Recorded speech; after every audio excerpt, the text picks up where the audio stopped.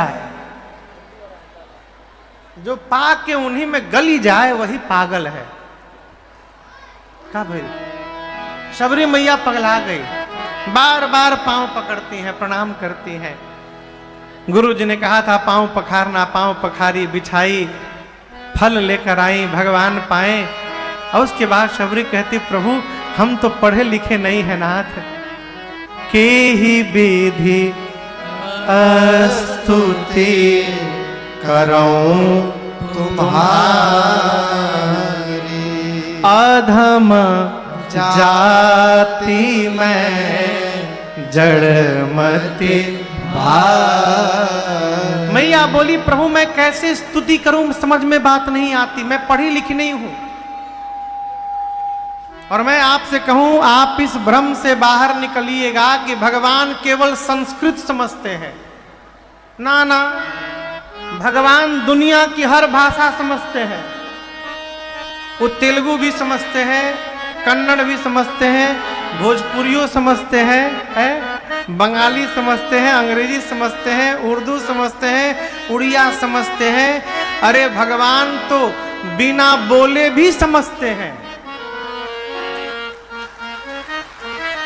यदि केवल भगवान बोलने पर समझते तो फिर किसी गूंगे की कभी मुराद पूरी नहीं हो पाती हो विश्व में। वो तो बेचारा बोल भी नहीं पाता है, भगवान उसकी भी समझते हैं।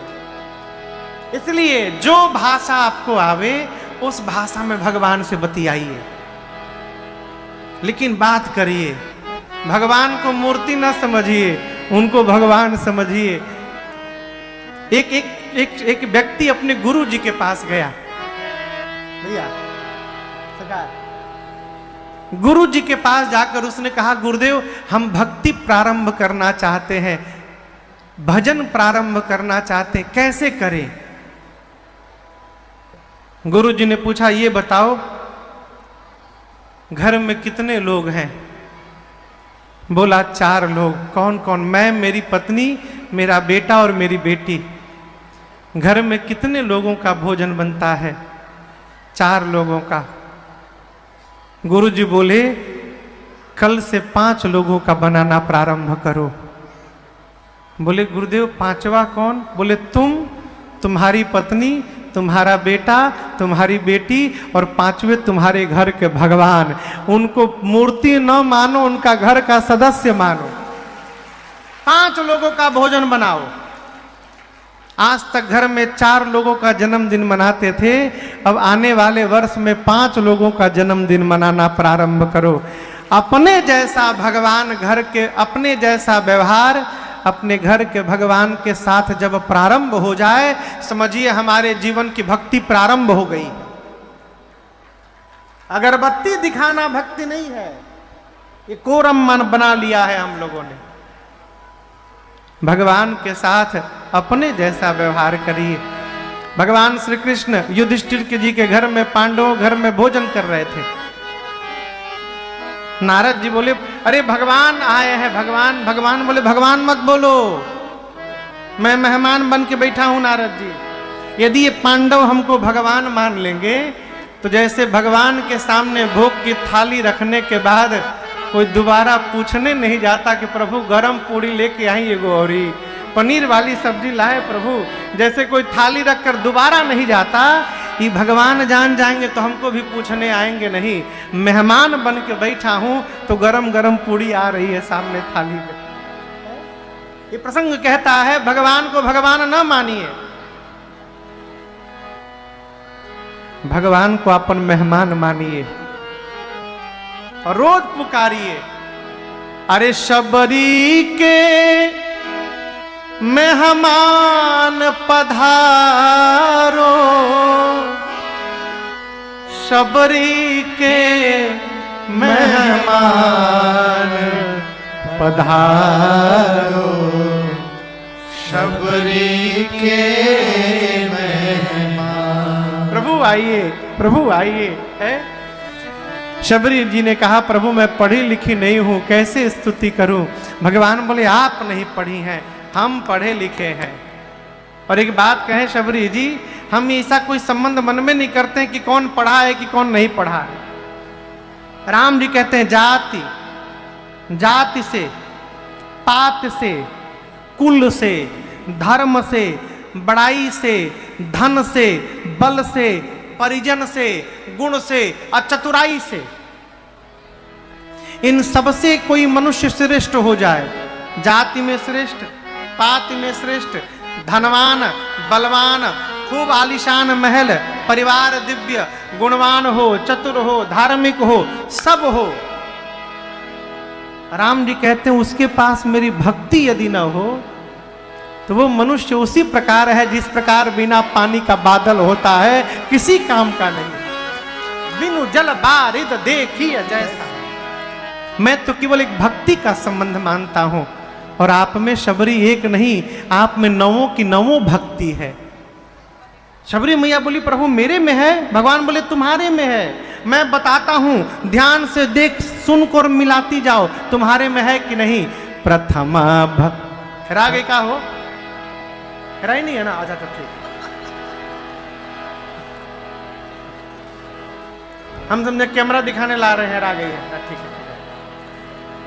प्रथमा भगति संतन कर संगा, दूसरी रति मम कथा प्रसंगा, गुरुपद पंकज सेवा, तीसरी भगति अमार, चौथी भगति मम गुण गण, करहि कपट तजिगा,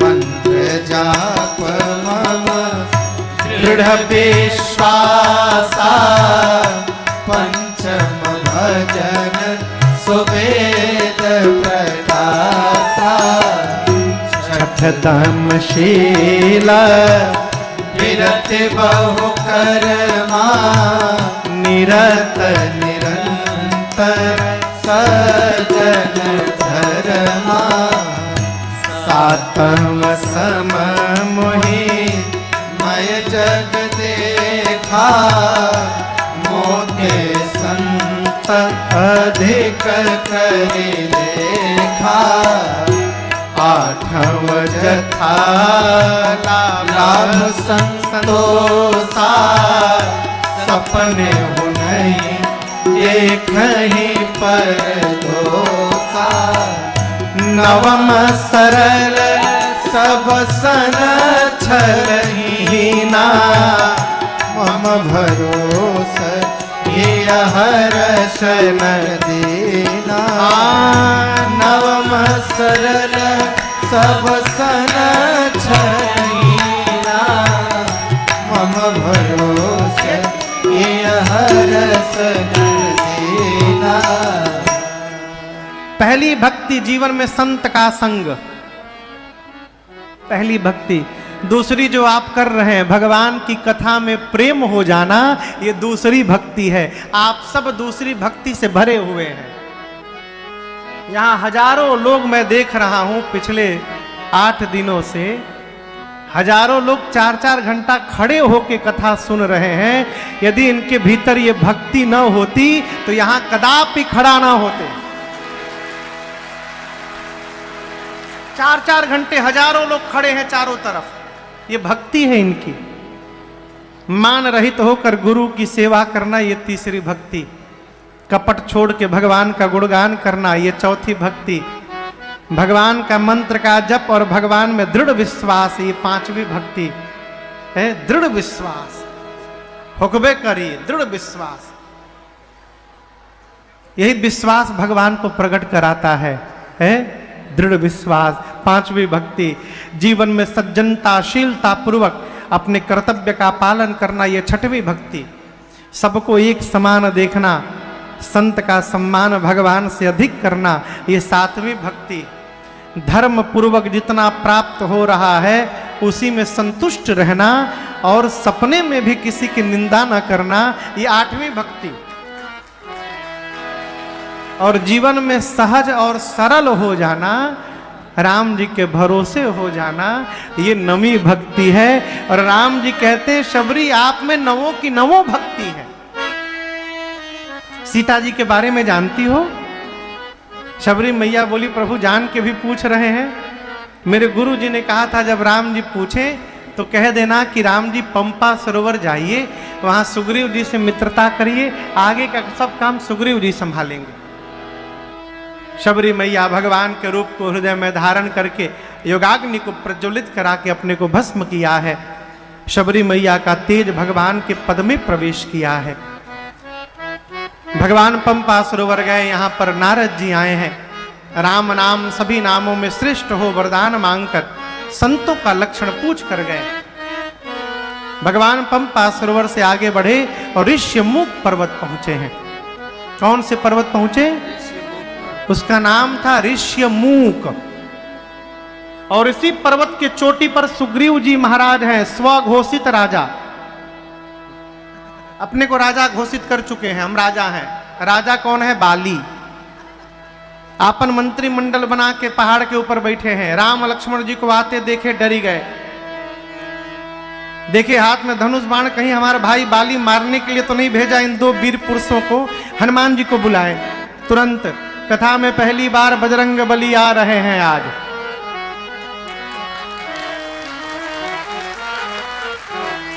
हनुमान जी की शरण में बैठ के कथा भी सुन रहे हम और आप। आइए एक बार जोर से बोलिए हनुमान जी महाराज की जय। आप तो बोले होंगे बारीपुर मंदिर में भी नहीं गया होगा हनुमान जी के पास। देखिए हनुमान जी कैसे देख रहे हैं। ऐसा बोलिए कि उन तक कम से कम पहुंच जाए। बोलिए हनुमान जी महाराज की जय। ये हुई ना बात। हनुमान जी को बुलाकर कहा कि जाइए पता लगाइए वो दोनों कौन हैं। आपको लगे कि हमको मारने आए हैं, हम ऊपर से आप ही को देखेंगे बजरंग बली। आप हमारी आंख में अपन आंख मिलाइएगा और इशारा करिएगा, भागो तुरंत। आप इशारा किए नहीं कि हम भाग लिए, भागो तुरंत तुरंत। जाओ यहाँ से। हनुमान जी ब्राह्मण का रूप बना कर गए और देखिए जिस समय हनुमान जी राम जी के पास पहुंचे वो जेठ का महीना है, चिलचिलाती धूप है। भगवान नंगे पांव चले हैं। नंगे पांव कोई धूप में चले तो उसके पूरे पांव रूखे हो जाएंगे, होंगे ना। लेकिन भगवान के पांव कोमल बने हैं। हनुमान जी की दृष्टि जैसे पांव में गई, बोली इतनी धूप में भी इनके पांव कोमल हैं। सोचने लगी कौन है भाई, ये कोई सामान्य तो हो नहीं सकते हैं। पूछे आरे ऊबड़ खाबड़ भुइया फूला वो से कोमल पैया, कवन कारण बनवा कठिन भूमि कोमल पदगामी, ऊबड़ खाबड़ भुइया फूला वो से कोमल पैया, कवन कारण बनवा विचरत बानिए मलिकार, कवन कारण बनवा। क्या काम है? का हौवे नौआ राउर कहवा गौआ, कवन कारण बनवा। कपड़ा तो मुनि का पहने है लेकिन अंग बता रहा है कि राजघराने के हैं। कौने महाराज के कुमार, कौन कारण बनवा। आप कौन है? ब्रह्मा विष्णु महेश हैं, नर नारायण है कि ब्रह्म है? किसने पूछा ये बात? ब्राह्मण का रूप बना के हनुमान जी, नकली चेहरा। भगवान के आगे किसी की नकल चलती नहीं है। राम जी देख रही तो हनुमान जी हैं। हनुमान जी ब्राह्मण बने हैं। राम जी लक्ष्मण जी से बोले हनुमानों है वो, चेहरा बदल के आए हैं। भगवान बोले जब ये अपने को छिपाए हैं तो हम कहें अपन परिचय दें।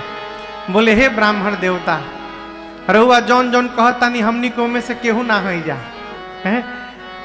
रघुकुल मणि महाराज दशरथ के कुमार राम लक्ष्मण दोनों भाई साथ में, हमारी अर्धांगिनी गई रही, जंगले में गई हेराई, हम उन्हीं को खोजत हैं। आप हमने आपन कथा गाई और वो आपन कथा तनी सुनाई। हनुमान जी जैसे सुने राम और लक्ष्मण वैदेही पहचान के चरणों में लौट गए। भगवान ने उठाकर हृदय से लगाया है। हनुमान जी महाराज भगवान को सुग्रीव के पास लेकर गए हैं, मित्रता स्थापित कराई है।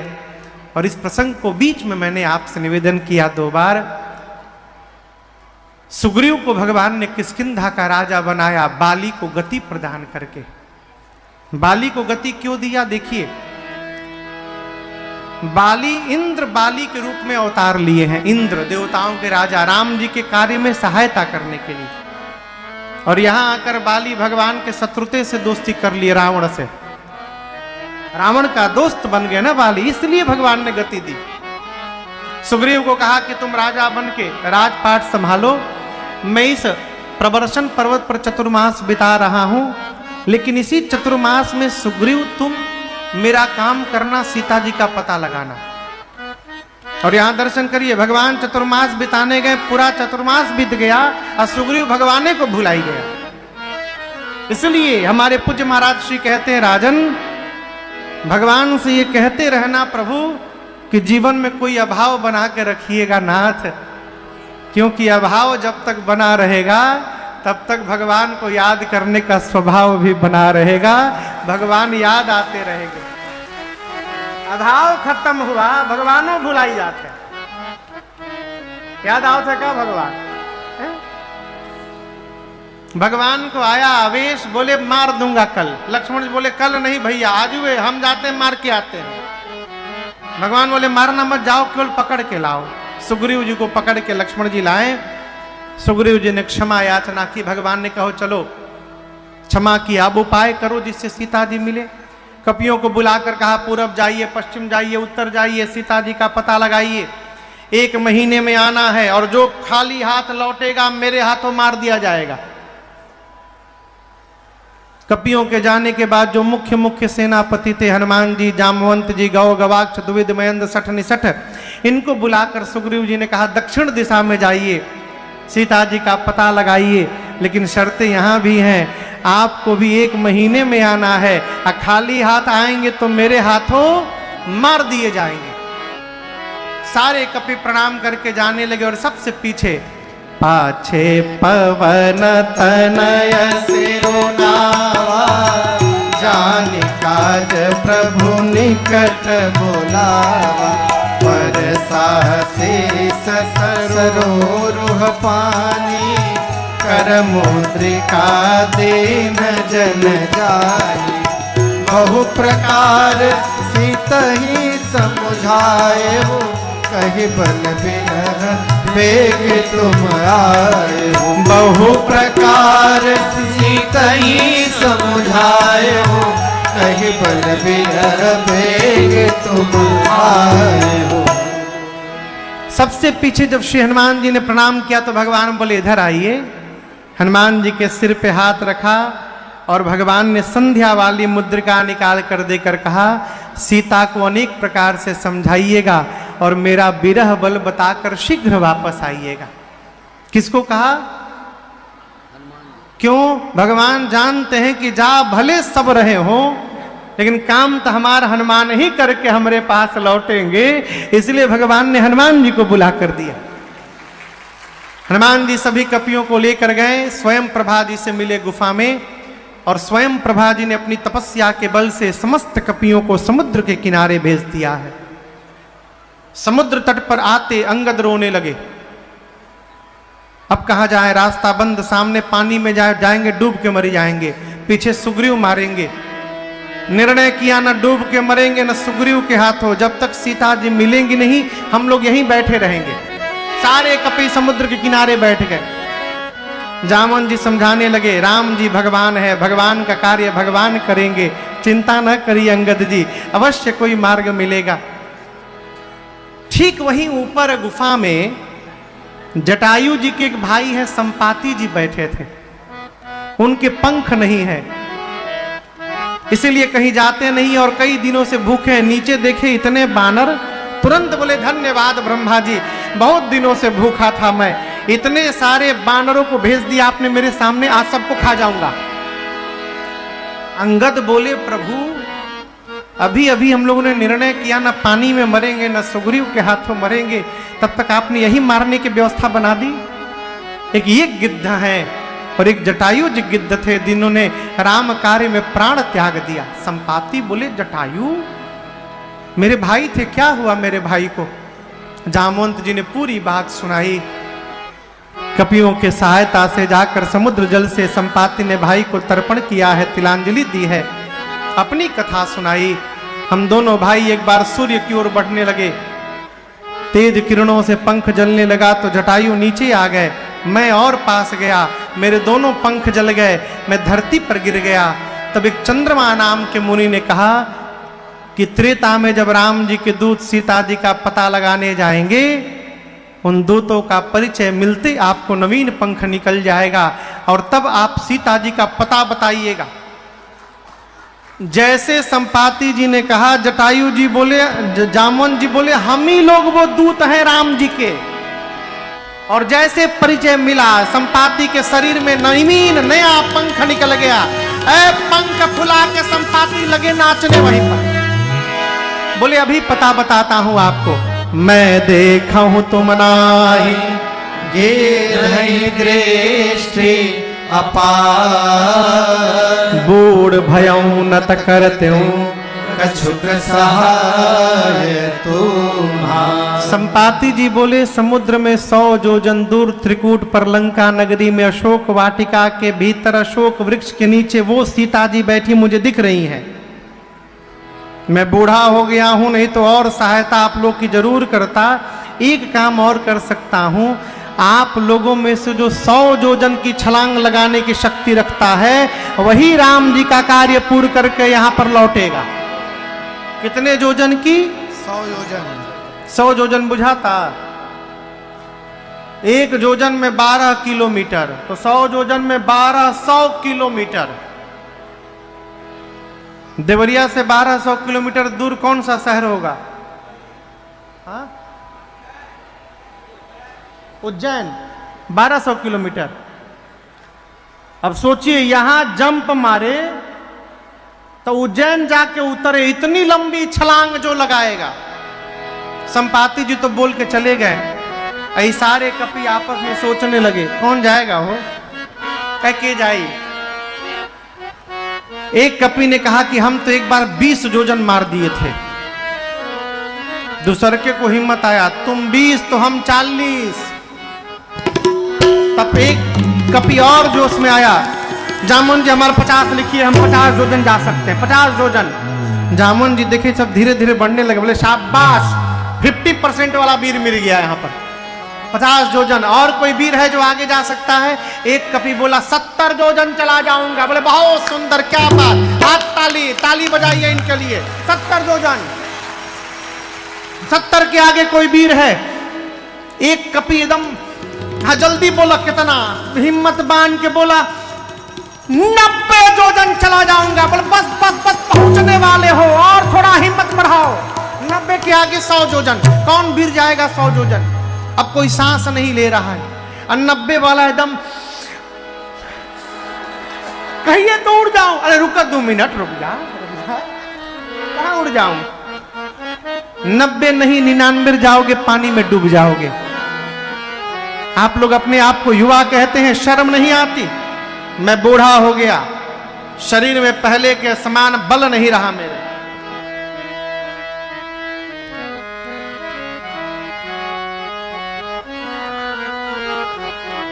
सरकार एक बात बताने आए थे। सरकार बोल रहे थे कि जामुन जी से कहिए कि तन कम गुस्साएं अभी। जामुन जी आवेश में आ गए एकदम। जामुन जी बोली आप लोग को शर्म नहीं आती अपने आप को युवा कहने में? मैं बूढ़ा हो गया, शरीर में पहले के समान बल नहीं रहा। जब मेरी युवा अवस्था थी उस समय भगवान बलि को बांधने के लिए त्रिविक्रम रूप धारण किए थे, और उस बढ़े हुए स्वरूप की मैंने 2 घड़ी में 7 परिक्रमा मारी थी। तब मेरी युवा अवस्था थी। आज मैं बूढ़ा हो गया हूं, नहीं तो बताता 100 योजन किसे कहा जाता है। जब जवानी को ललकारा ना तो अंगद जी बोले कि मैं जा तो सकता हूं, वापसी की गारंटी नहीं है हमारी कोई, हम लौट के आ पाएंगे। जामुन जी मन में सोचे जब जाके आ ही नहीं पाओगे तो बीच में लबर लबर काहे बोल रहे हो। अरे जाना नहीं है, जाके लौटना भी है। अच्छा आप बताइए जाना किसको है, किसको जाना है उस पार? जिसको जाना है वो चुपचाप बैठा है, और जिसको जिसको नहीं जाना है वो सब अपन अपन बल बता रहे हैं। एकदम आज वाली स्थिति है। जिसको कुछ नहीं करना वो विजिटिंग कार्ड छपवा के बांटते हैं, हम फूफा हैं सबके, ले लो। करने वाला चुपचाप काम करता है, नहीं करने वाला खाली प्रचार करता है।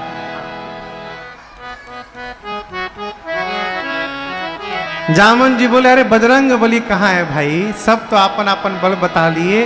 किसी कपि ने कहा पता नहीं यही तो थे, अभी पता चला है कि बारीपुर कुटी धाम के मंदिर में जाके बजरंग बली वहीं बैठे हुए हैं।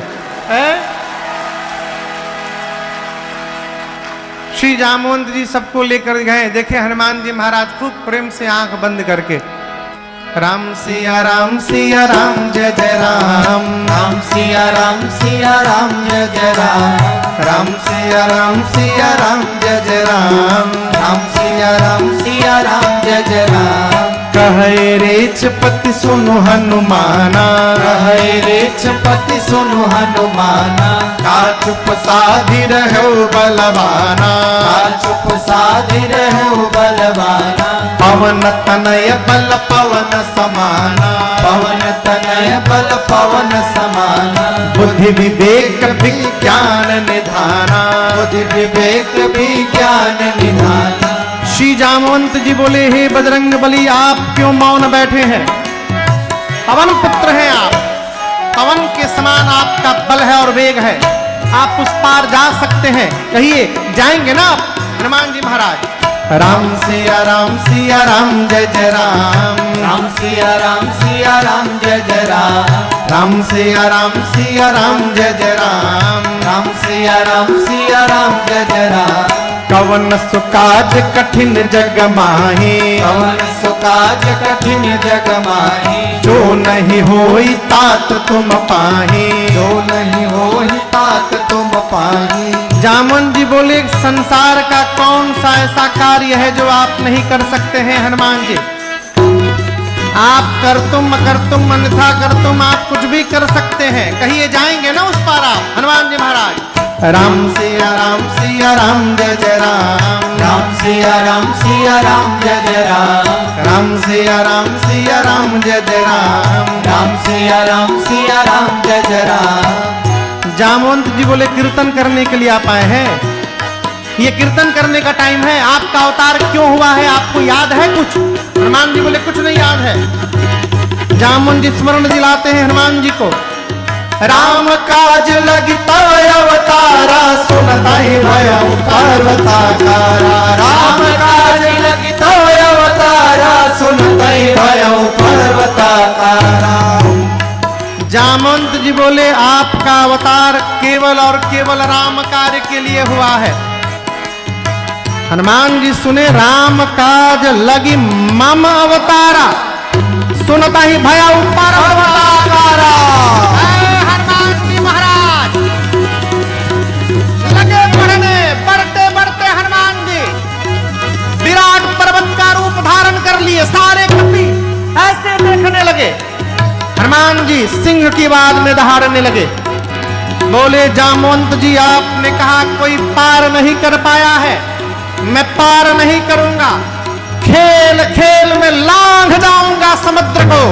सिंहनाद करि बारहि बारा, सिंहनाद कहि बारहि बारा, लीलहि नाघौ जल निधि खारा, लीलहि नाघौ जल निधि खारा। सहित सहाय रावण ही मारी, सहित सहाय रावण ही मारी। आनो यहाँ त्रिकूट उपारी, आनो यहाँ त्रिकूट उपारी, जामवंत मैं पूछूं तो ही, जामवंत मैं पूछो तो ही, उचित सिखावन दीजहु मोही। उचित सिखावन दीजो मोही।